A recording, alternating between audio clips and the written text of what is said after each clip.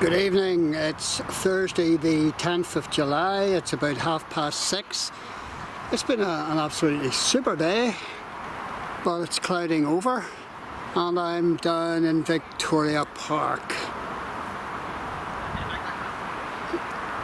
I'm not down to watch the wildlife or watch the runners or go for a walk myself. That's not what the idea is. But there's something interesting that has happened here.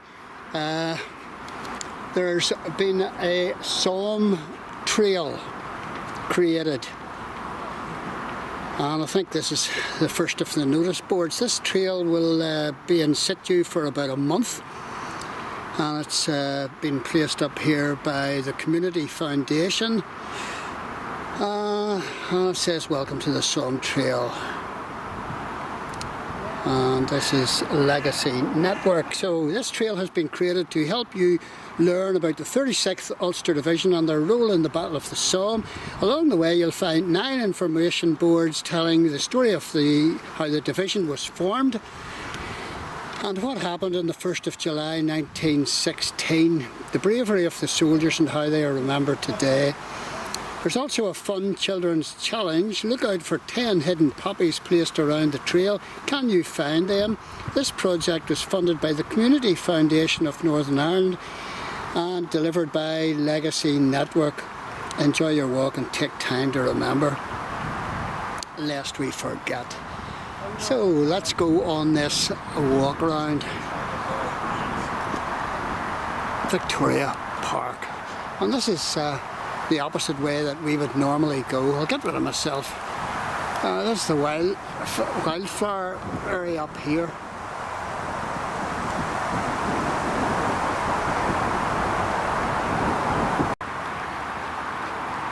Coming up to, is this the first notice board or the second notice board? It's about a mile round here. They do park runs round here.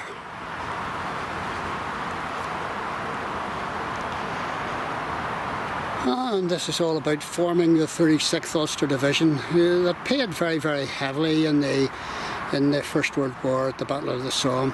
36th Ulster Division was formed September 14 as part of Kitchener's New Army. It was created during the fifth wave of 100,000 men recruited for service in World War I. The division was mostly made up of men from the Ulster Volunteer Force, which had been formed in 1913 to oppose Home Rule in Ireland. 3rd of September 1914, Edward Carson, Sir, a leading Ulster politician, spoke at the Ulster Unionist Council in Belfast. He encouraged the UVF to join the British Army to defend the British Empire. Many men had already volunteered, but following this appeal, a full division, 36th Ulster, was quickly raised. And this is Edward Carson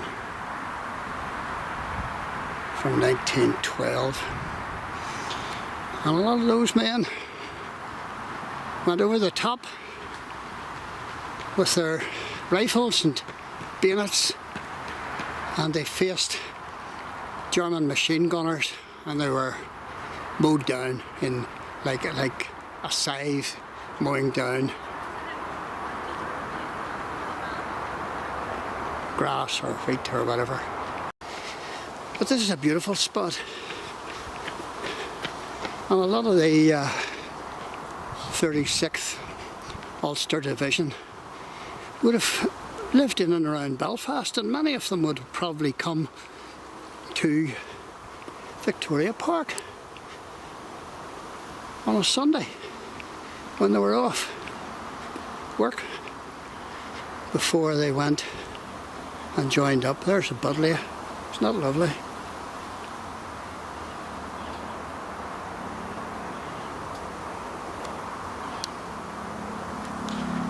There's a Budleigh bush.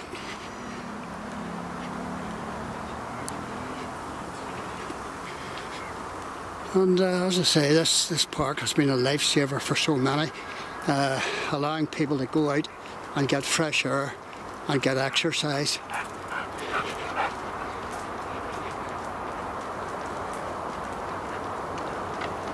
And get their heads showered.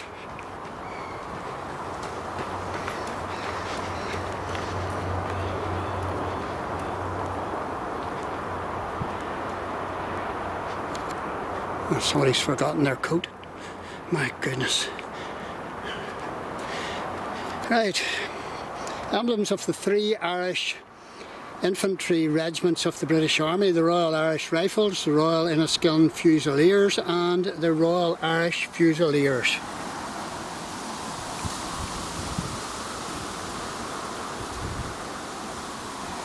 The division was made up of 3 infantry brigades. Each brigade included battalions formed from local volunteer groups across Ulster. The 107th Brigade was made up of battalions from East, West, South and North Belfast. The 108th Brigade included units from Antrim, County Down and a mix from Armagh, Monaghan and Cavan.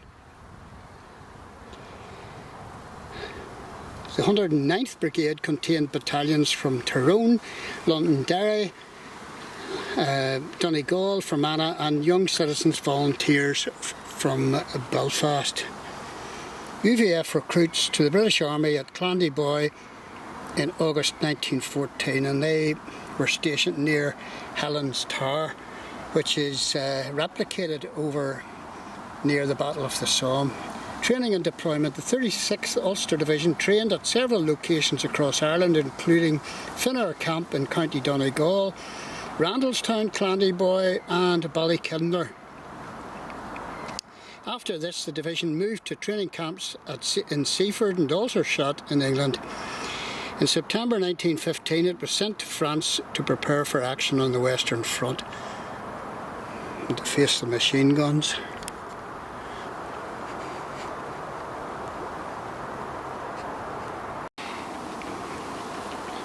And that's the bridge over to Shorts, Belfast Shorts, now Belfast Spirit, but also now renamed again, and there's Harland Wolff Crane.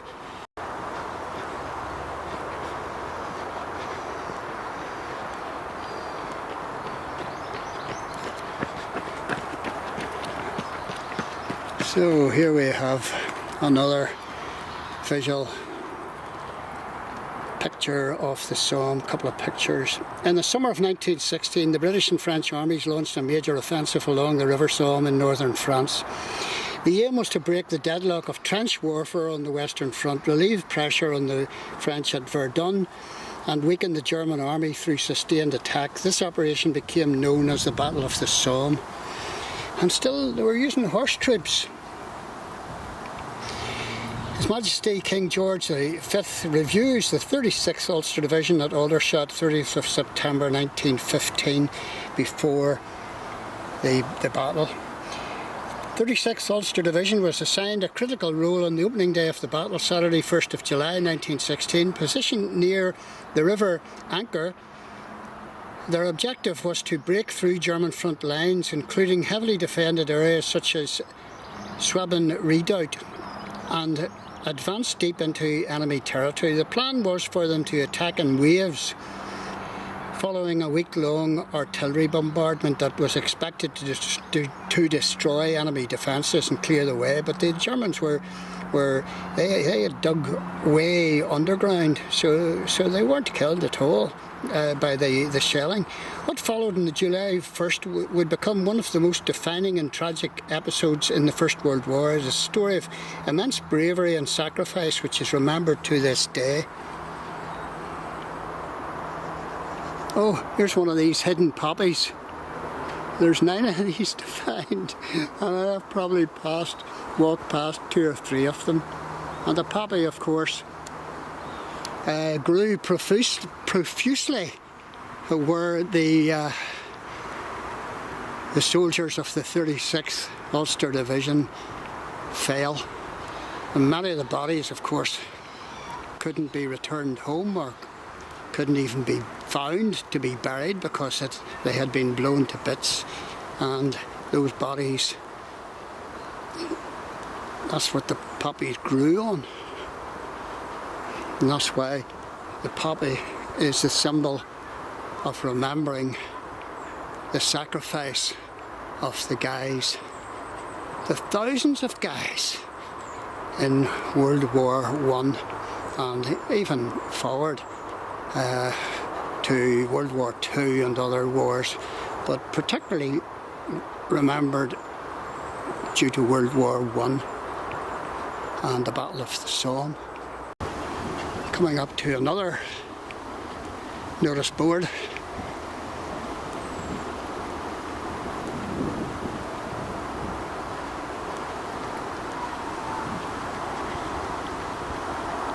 My old hips are lasting out okay, and that big lad has been past me at least twice, maybe 3 times. So here's another Somme notice board, and what does this one say? This is Major General Nugent, commanded 36th Ulster Division at the Somme, and there's the famous painting of the guys going over the top.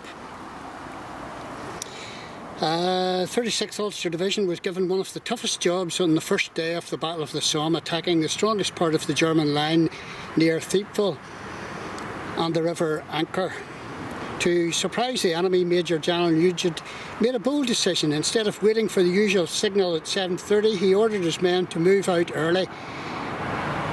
And here's a plane coming in. You can see how low it is.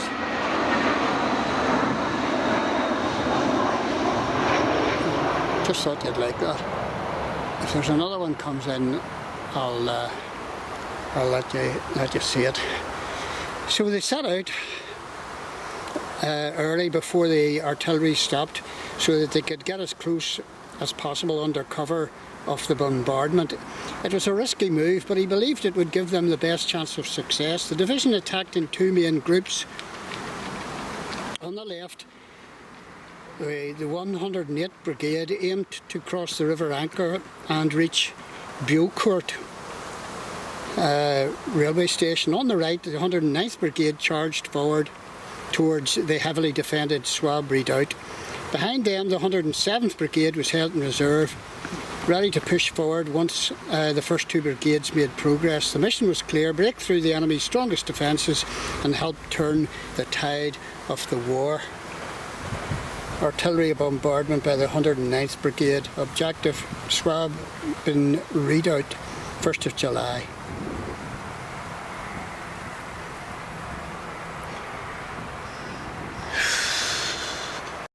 Yes, we've now come to the next notice board.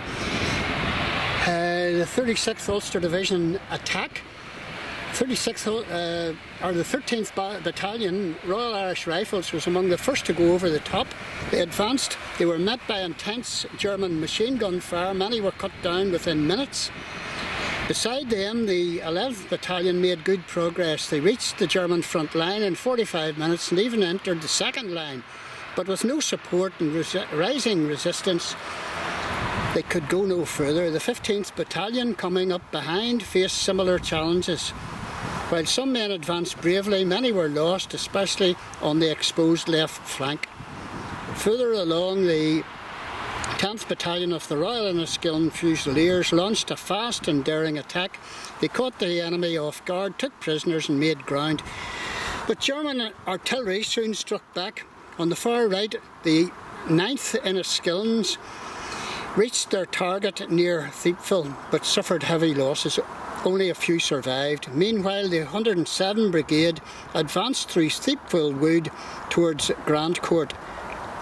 Under constant fire from across the river and nearby villages, they kept moving, but delays in the British artillery left them open to German counterattacks. Now, this history needs to be taught in our schools. I never had this history. I went to Banbridge Academy, a state school, and we didn't have local history. Yeah, we learnt English history because some of our students wanted to get to English universities, and that's all they would accept. English history, GCEs at O level and A level. So Irish history or Ulster history was totally left out.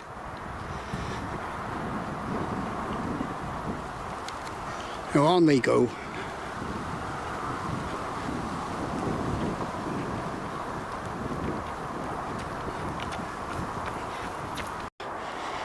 So, another notice board,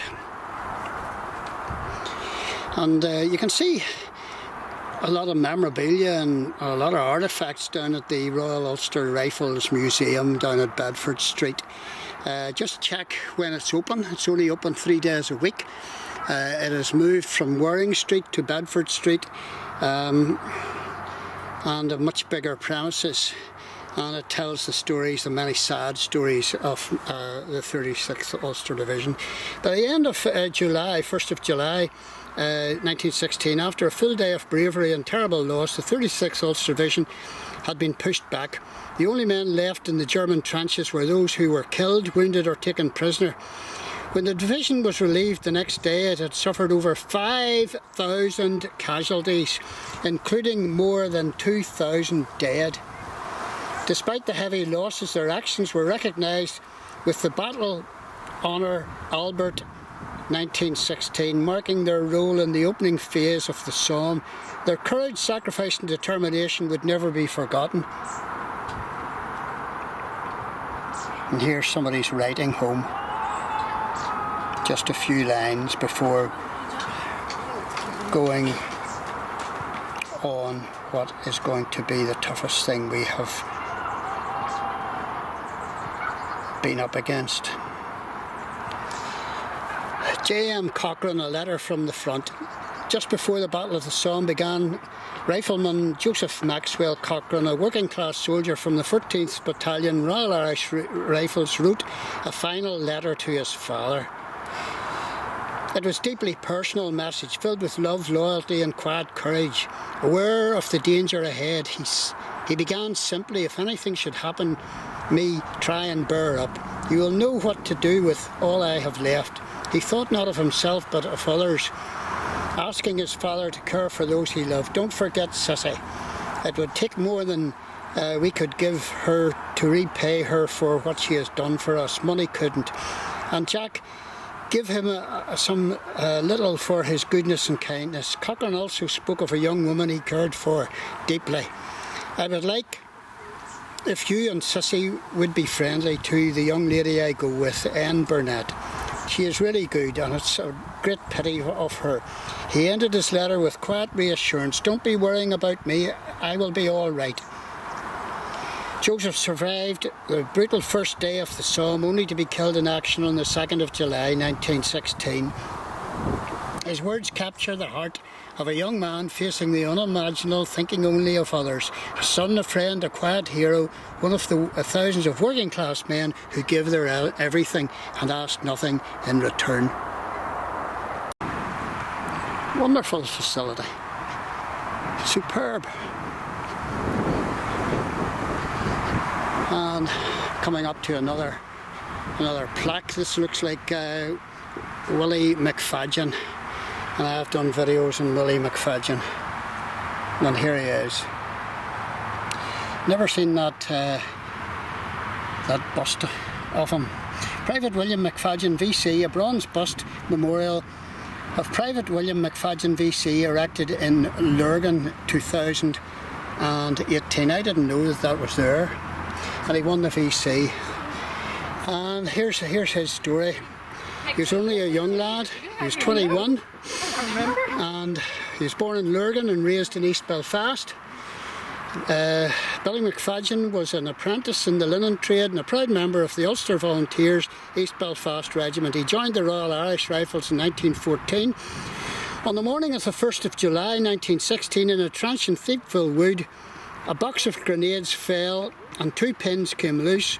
Knowing the danger, Billy threw himself onto the bombs. He was killed instantly, but saved the lives of many of his comrades. In fact, he saved the lives of all of his comrades.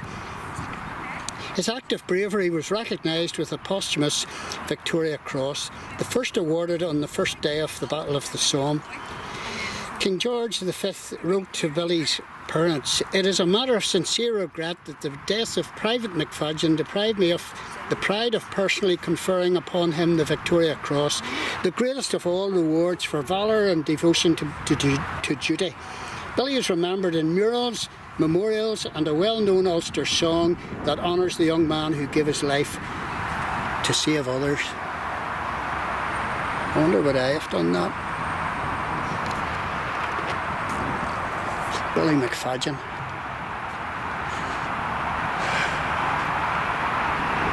And this is a super trail.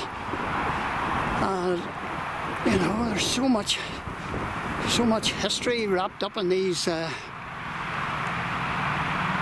notice boards. But if you can get to the Ulster Rifles Museum in Bedford Street, and it's a real eye-opener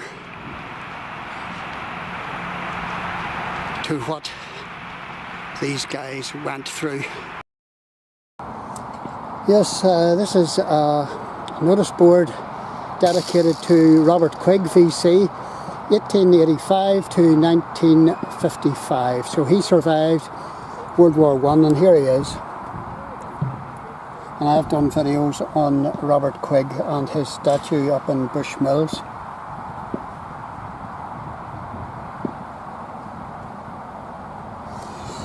Born in 1885 near the Giant's Causeway, Robert Quigg worked on the Macnaghten estate before joining the Royal Irish Rifles.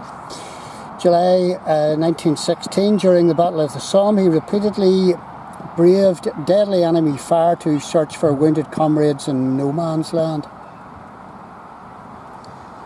Over 7 hours, he crawled from shell hole to shell hole under sniper and shell fire, rescuing 7 men and dragging them to safety. One from just yards from enemy lines or enemy wire. For this outstanding bravery, he was awarded the Victoria Cross. Quigg later served as a sergeant and met Queen Elizabeth II in 1953.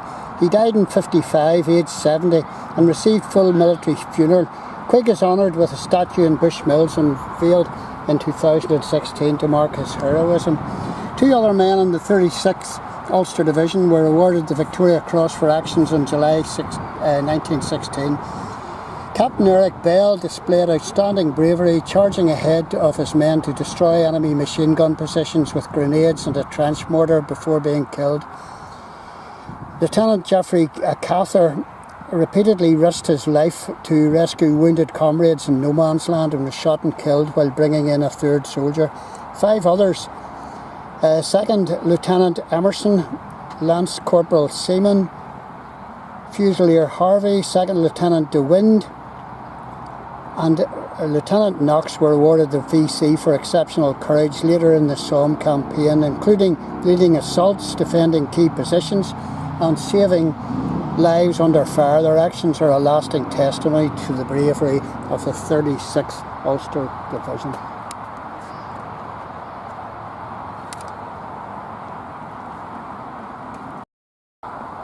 And just to finish off, this is a sweep round of the view you get from the car park. And there's usually herons in those trees. And George Best City Airport's over that way. Absolutely brilliant spot in the heart of our city, down in the docks. Come and check it out for yourself.